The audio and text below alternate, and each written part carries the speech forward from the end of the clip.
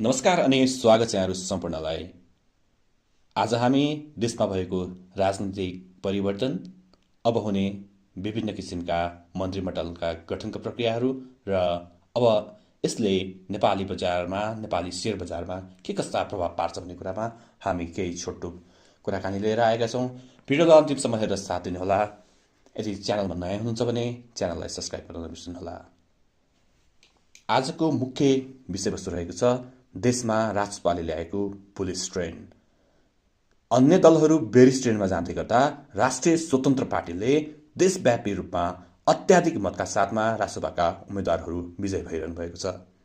यसै क्रममा रासोपाका वरिष्ठ नेता बालेन्द्र शाह बालेनले नेकपा एमालेका अध्यक्ष केपी शर्मा ओलीलाई अत्याधिक मतले पराजय गर्दै आफ्नो ऐतिहासिक जित सुनिश्चित गरी आगामी प्रधानमन्त्रीको रूपमा उहाँ अगाडि बढिसक्नु भएको छ।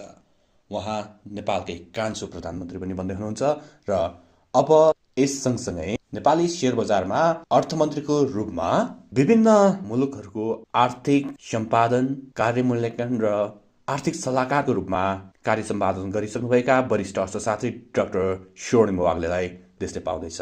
अब बन्ने नीति र लगानीकर्ताको उत्साहले नेपाली शेयर बजारले एउटा नयाँ इतिहास पनि कायम गर्नेछ। जसरी राष्ट्रिय स्वतन्त्र पार्टीले देशव्यापी रूपमा अत्याधिक बहुमत प्राप्त गरे एउटा इतिहास रचिएको छ, त्यसै गरी नेपाली शेयर बजारमा पनि अब नेप्सेले एउटा ऐतिहासिक रेकर्ड बनाउने कुरामा आम लगानीकर्ताहरू उत्सुकता रहेको देख्न सकिन्छ।